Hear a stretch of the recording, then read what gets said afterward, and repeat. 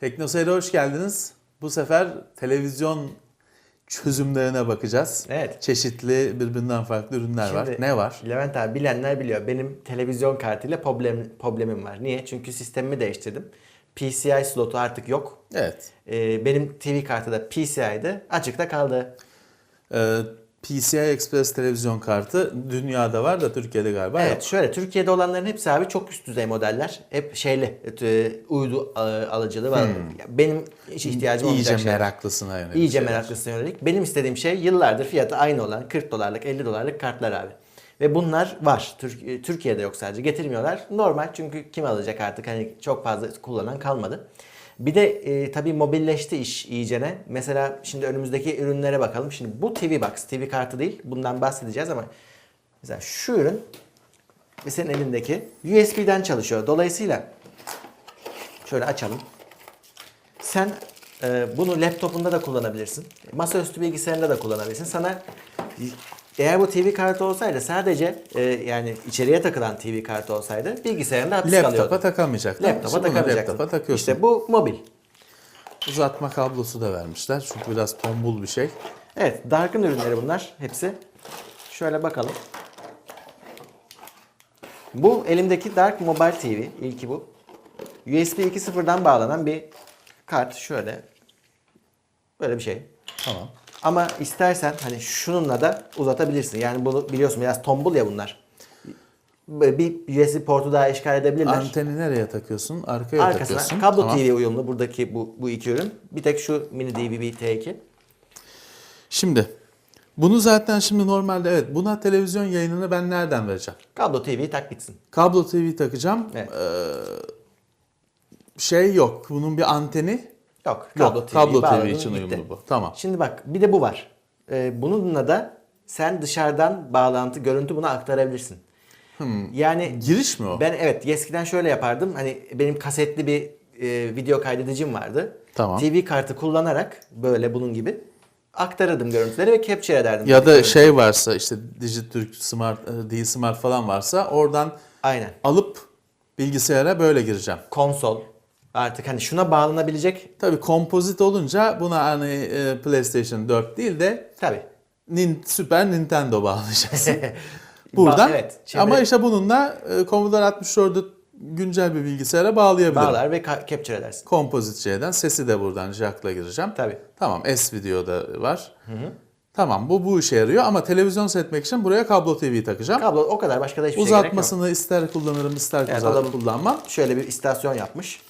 Ama bir de bunun yazılımı olması lazım. Evet, yazılım. İçinden çıkanı kurdum abi ben. Şunu da çıkarayım da. Bak böyle bir şey. Ha, dikine masanın Dikine üzerine falan koy. koyabilirsin. Evet. Tamam. USB 2.0 tekrar hatırlatayım. Şimdi Dark biliyorsun Türkçe'ye çok önem veren bir firma. Kullanım kitapçığı burada. Kurulumu, kullanımı her şey Türkçe. yazıyor.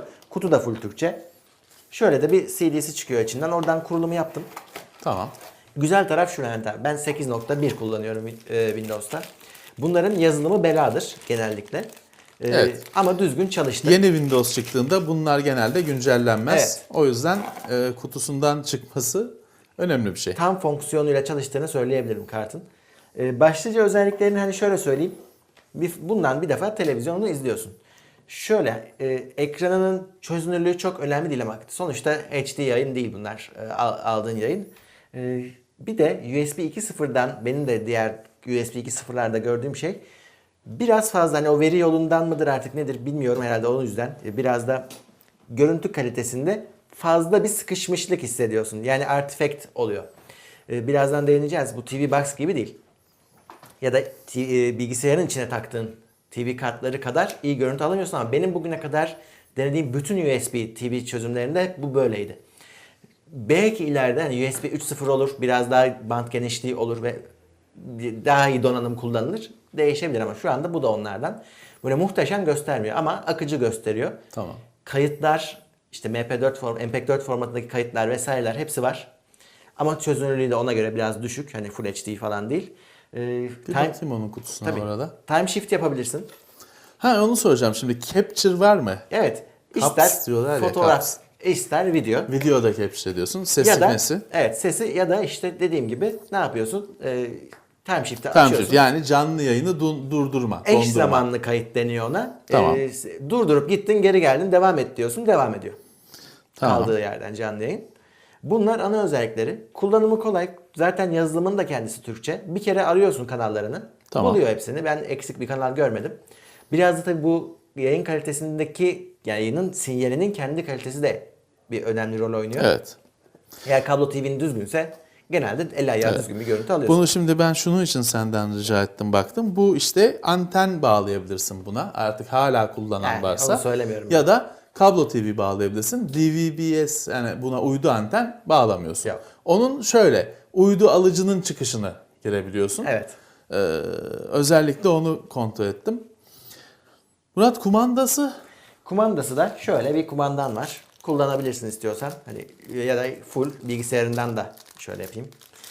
kumandasız televizyon kullanabilirsin. keyfi olmaz. Evet, bu da o işe yarıyor. İçinde bak, kumandası pili böyle diyorsun. dışında. İçinde koymamışlar. Bitmiyor. Bitmesin diye. Yani raftayken bitmesin diye.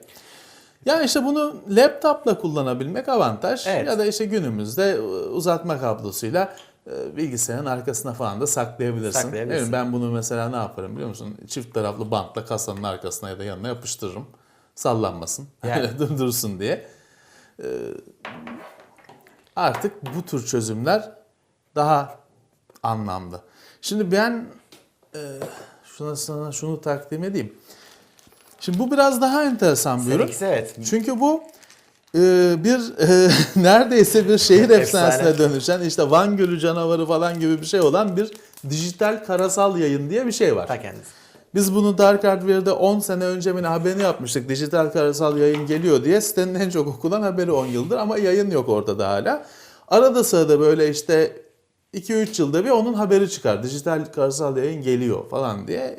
Yine çıktı. Yine 2 çıktı. senede 2016'da kesin gelecek falan Tabii, dediler galiba da. Biz onu kaçıncı kez duyduk bilmiyorum. Şimdi bunun bir kere hani bilenler biliyordur. Bilmeyenlere ne olduğunu bahsetmek lazım. Dijital karasal yayın çok basit anlatırsak uydu yayının normal anten gibi, dijital yayının anten gibi hani böyle Çamlıca Tepesi'ndeki antenden yayınlanması hali. öyle. Bu şuna yarıyor. Bu Wi-Fi anteni gibi minicik antenle hiç çanak manak takmadan Kullanmadan. ya da kablo TV'nin o duvarları delip kablolarını falan geçirmeden bu antenle dijital yayın alıyorsun. Evet. Pırıl pırıl yayın alıyorsun. Sadece şu Teoride. antende. Hiç öyle dediğim gibi ne duvarlar kırılıyor ne çanaklar takılıyor. Onun receiver'larıyla uğraşılıyor. Şununla alıyorsun. Cam gibi yayın alıyorsun. Almanya'da işte İngiltere'de falan insanlar bunun keyfini çıkarıyor. Bizde efsaneye dönüştü. Gelecek. Bu cihaz onun için üretilmiş Evet. gördüğüm kadarıyla değil mi? Yanılmıyorum. DVB-T2 diyor çünkü. Evet, ama yine aynı sebepten tabii ki ben bunu deneyemedim Levent abi. Buna kablo TV bağlasan çalışmaz mı? Benim bildiğim kadarıyla çalışmıyor. Yani zaten çalışsa da bunun olayı Hayır, zaten şey belli. pahalı ki. Yani 1080p baksana çünkü işte DVB-T dijital yayın. tabii yani bunun neredeyse 2 katı fiyatı. Dolayısıyla Tabii onu ki. almana gerek yok. Tabii ki. Ha, kablo da dijitale döndü gerçi ama Döndü, evet. DVB-T en baştan işte dijital yayın. O gün o güzel günler geldiğinde bunu laptopuna ya da tabletine takacaksın. Şunu da işte anten olarak Wi-Fi anteni gibi bir köşeye atacaksın. Pırıl pırıl televizyon izleyeceksin. Aynen bu şekilde olacak. Güzel günler gelecek. İşte Ne zaman yanılmıyor muyum? 2016 demişlerdi en son. Evet, Kesin yani, olacak yani demişlerdi. Hep kesin diyorlar abi, sorun orada zaten. Ya şöyle bir şey gerekiyor DVB-T'de işte buna geçtikçe normal televizyonu kapatman gerekiyor. Çünkü frekans sınırlı bir doğru. şey. İşte bir yerden başlamaları gerekiyor. Başlamak lazım. Başlamaları gerekiyor. Bu çok büyük rahatlık. Artık yani Türk insanı da hak ediyor bu keyfi bence. Evet. Şimdi gelelim son ürüne. Bu da Full HD TV Box abi. TV Box, kart değil. Evet. Ama önce şeyi Harici göstereceğim. tuner. Evet, ben buradan bir çağrı yapınca hani benim TV kartına ihtiyacım var diye bizim izleyicilerden Burak Çetin bana şunu yolladı. Kendisininmiş bu. Careworld. Bunu biraz tozlu raflar tadı olsun diye getirdim. Çok eski bir ürün bu. O ünlü marka. Evet, ünlü bir marka. Bu Sine 5'lerin kırıldığı zamanlardan kalan bir marka. Onu yapanlar varsa bilirler. Çok satılıyordu bu yerler. Sonra yok oldu, gitti bu da. Bu harici tuner. Harici tüner. Evet. Bunun, Yani televizyon alıcısı. evet. Bu box mantığının özelliği şu. Şimdi bir tane atıl duran monitörün olduğunu düşün. Sadece bunu kullanarak başka da hiçbir şey kullanmadan onu televizyona çeviriyorsun. Televizyona çeviriyorsun. Şöyle bir şey al. Evet. Bu. Sen de dursun. Şimdi ben bu tür bir cihaz kullanıyorum. Senin dediğin gibi televizyon özelliği olmayan bir monitörü, sadece işte analog, dijital girişleri olan, bu analog destekliyor bir monitörü. Ben televizyonun için değil de ben işte Amiga'ları falan test etmek için falan kullanırken hani 1084 onun kendi monitörü yoksa elimde ya da bir televizyon yoksa böyle bir kutuyla, çünkü bunun üzerinde işte kompozit falan girişler var. Buna ben işte Sega Mega Drive'ı, Nintendo'yu bağlayıp görüntüyü alabiliyorum. LCD 22 inç, normalde hani 20 yıl aralarında yaş farkı olan iki cihazı böyle bir kutuyla birbirine bağlıyorum. Bu da o işi görür bir kere. Kesinlikle. Şimdi bak, bir defa hani zaman neyi değiştirmiş abi? Bir defa boyutlar değişmiş. Ama bir de en büyük değişiklik şu: ben bunu bağladığımda, benim tamam kablo TV'min çok iyi olduğunu iddia etmiyorum sinyal olarak ama normalde TV kartında ben mutluydum. Buna geçince bunun görüntüsü iyi değil abi. Yani hem parazit anlamında iyi değil, hem de mesela beyazlar çok patlıyor. Yani görüntüyle ilgili sorunlarım oldu. Bu tahmin ediyorum 1680'e 1050 Evet, ta kendisi. çözünürlük Benim monitörüm de desteklidir. öyleydi zaten. Bende de böyle bir cihaz var. Evet. İşte. Buna geçirince dünyam değişti. Bunda 1920'ye 1200 Evet, desteği var oraya diyor. kadar destek var. O çözünürlükte de denedim bu arada. Tamam. Monitöre bağlayıp. Yani o çözünürlükteki monitöre bağlayıp denedim. Hiçbir sorun yok. İstediğin şeyleri tak tak tak geçebiliyorsun, Bunun çözünürlükleri. kumandası büyük olan mı? Kumandası büyük biraz daha. Daha ciddi gözüküyor. Şimdi bunun işte esprisi, eskiden beri böyle harici kutular vardı. Evet. Bu bir televizyon alıcısı. Evet, o kadar. Kablo TV'yi buraya takıyorsun. Buradan VGA çıkışından monitöre bağlıyorsun. Televizyon oluyor monitörün. Buradan da işte kanal seçiyorsun. Tabii. Sesi açıp kapatıyorsun falan. Bu üzerinden ses çıkartıyor değil mi? Ses çıkartıyor. 1,5 wattlık hoparlörü var ama Tamam. bir özellik daha bak, VGA giriş de sağlıyor. Yani bu özellik şöyle: sen buna iki kaynak girersen bunu picture özelliği sayesinde iç içe oynatabiliyor. Ama Resim içinde resim. o özelliği çok fazla kullanılacağını zannetmiyorum. Artık bu girişler pek kullanılmıyor ama şu var mesela, artık günümüzün monitörlerinde picture in picture oluyor. Sen oraya iki kaynak gir. Biri buradan VGA'dan gelsin, biri senin HDMI'in olsun. Tabii. İkisini resim içinde resim olarak oynatabilirse tadından Evet. yenmez. Yoksa ne yapıyorsun? İşte iki kaynağa girdin. Biri bu TV geliyor. Birisi bilgisayarın olursa bir tek düğmeye basarak çoğu monitörde kaynak değişiyor zaten. Evet. O şekilde kullanabilirsin. Ya işte o senin dediğin olay, hiçbir giriş seçimi falan olmayan monitörde sök tak olmasın diye bunu araya koyuyorsun. Evet, araya koyuyorsun. Bilgisayardan buraya, buradan şeye monitöre, monitöre. arada işte anten de bağlı. O zaman işte yani çok eski bir monitörün varsa, hiçbir seçim şansın falan yoksa öyle seçiyorsun. Öyle Görüntü seçiyorsun. değişiyor, şey yapıyor. Fakat biraz görüntüyü bozar.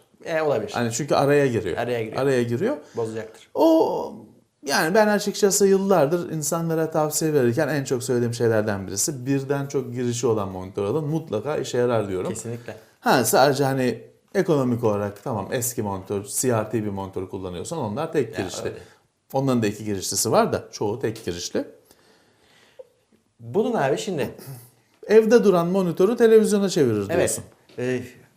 O kadar ucuzladı ki artık monitörlerin, hani televizyon için kullanacaksın ama hani görüntü kalitesinden de çok anormal bir beklentin yoksa gidip çok ucuza, belki ikinci el bir tane LCD al, çak duvara, bunu da koy arkasına. Arkasına gizle. Bitti. Televizyona çevirdin her şeyi. Evet. Kendi monitörünü de çevirebilirsin. O ayrı konu. Benim işte bu üründe beğendiğim şey görüntü kalitesi net bir şekilde. Yani hem bu işte benim elimdeki kendi K-World'üme hem de bu USB'ye fark Evet. atacak kadar iyi görüntü veriyor. Evet. Bir şekilde bunun artık filtresi mi daha iyi, parazitimi daha iyi engelliyor. Ne yapıyor bilmiyorum. Muhtemelen donanımı daha iyi. yeni bir cihaz. Aralarında Evet. bunların O arasında da var. 6-7 yıl rahat var. Çok watt var da USB'ye de fark attı.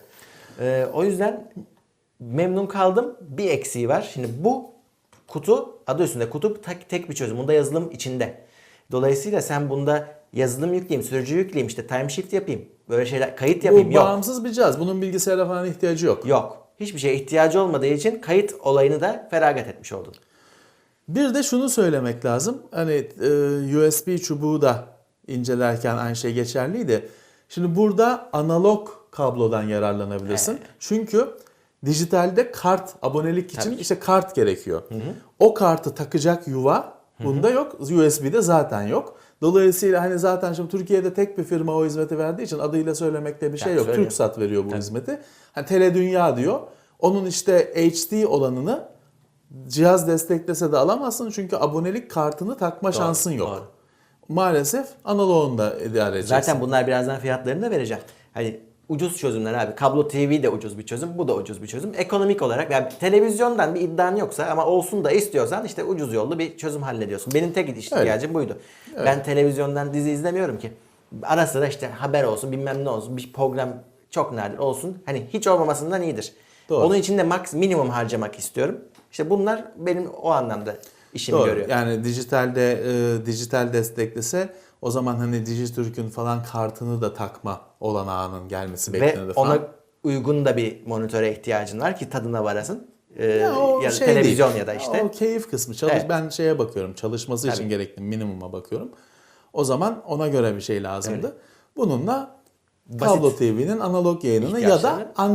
Anten. Yine Dediğimiz gibi bildiğiniz şu iskelet anteni kullanıyorsan hala buna bağlı Çalışır görüntü tabii canım. alacaksın. Şunu da söyleyeyim. Sesi fena değil. Hani atıyorum haber izliyorsan izlersin.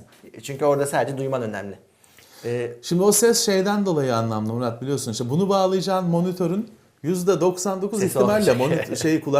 hoparlörü olmayacak. de olmayacak. Evet. CRT monitör Doğru. çünkü falan diyoruz. Benim alanımda yok. O yüzden adam hani şuraya koymuş ki kumandadan zaten sesi mesi de yönetiyorsun. Hani sesi de gelsin televizyonun Evet. diye.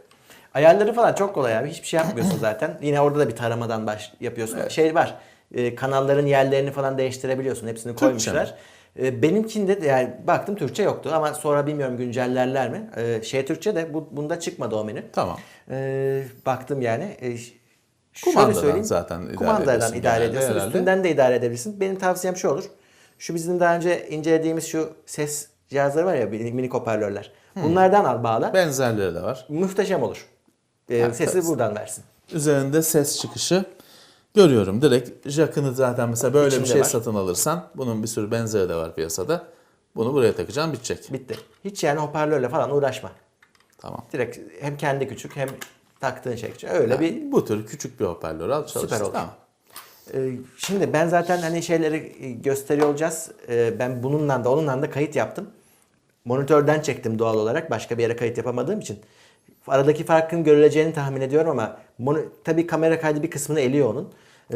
Bir de YouTube'a yüklenince Tabii. iyice yıpranacak Ama video. görüntü kalitesinden çok memnun kalacak izleyenler alan olursa. Burada da direkt kayıt örneğini verdim.